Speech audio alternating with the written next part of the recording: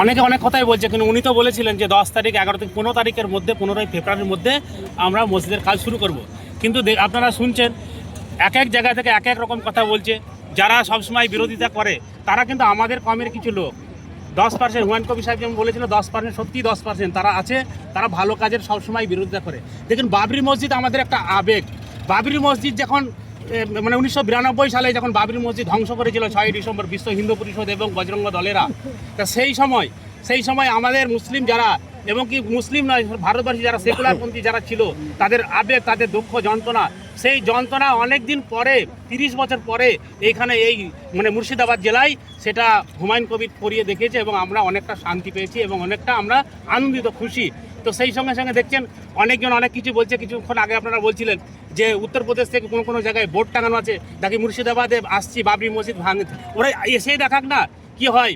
আবার কেউ না কেউ বলছে নাকি ওখানে যে পোস্টার ফিরে দেবো। তা আমরা এখানে মানে হাজামও রেখেছি আর ডাক্তারও রেখেছি, যদি আসে ইনশাল্লাহ খাজনা করিয়ে দেখে দিব।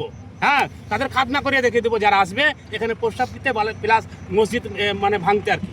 এই যে বাবরি যাত্রা হচ্ছে, এই বিষয়ে কি বলবেন? দেখুন, বাবরি যাত্রা তো ঠিক আছে, হুমায়ুন কবির তো দেখিয়ে দিচ্ছে যে বাবরি হচ্ছে, কারণ আপনারা দেখছেন সব প্রতিটা জেলায় এবং রাজ্যে এক এক রকম বিভ্রান্তি ছড়াচ্ছে। হুমায়ুন কবির দেখাচ্ছে যে আমি বাবরি মসজিদ করছি, সেই হিসাবে বাবরি যাত্রা হবে।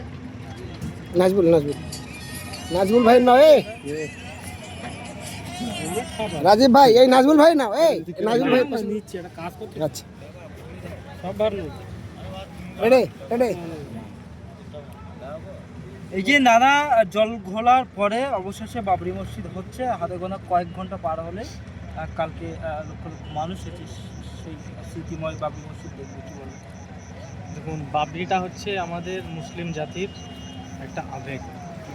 বাবরি মসজিদ হচ্ছে আমাদের একটা ভালোবাসার জিনিস, যেটা আমরা 1992 সালে 6ই ডিসেম্বর হারিয়েছি।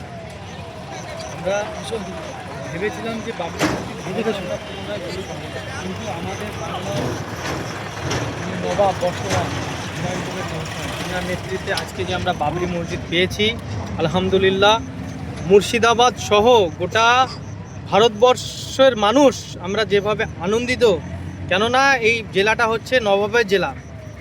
আর এই নবাবের জেলায় যে আমরা বাবরি মসজিদ ফিরে পাচ্ছি হুমায়ুন কবির মহাশয়ের দ্বারাই, আমরা মুর্শিদাবাদের বাসী এতটা আনন্দিত, এতটা গর্বিত, তা আপনাদেরকে বলে বোঝাতে পারবো। এক শ্রেণীর মানুষ বলছে যে মির্জাফরের এলাকায় মির্জাফর, এই ইঙ্গিতপূর্ণ মন্তব্য বলছেন, কেন বলছেন বা কী কারণে বলছেন? দেখুন, এইসব যারা বলছে না, তারা হচ্ছে অন্য একটা জাতির মানুষ, তাদের মধ্যে মানুষত্ব বোধ নেই। কেননা এই বাবরি মসজিদ আমাদের একটা আবেগ, আগে বললাম।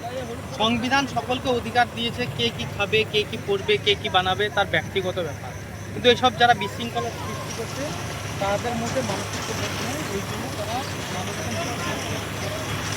বাবরি মসজিদের কাজটি স্টার্টিং, আগামীকাল তার আরো কাজ শুরু হবে, সেটা দেখাচ্ছি।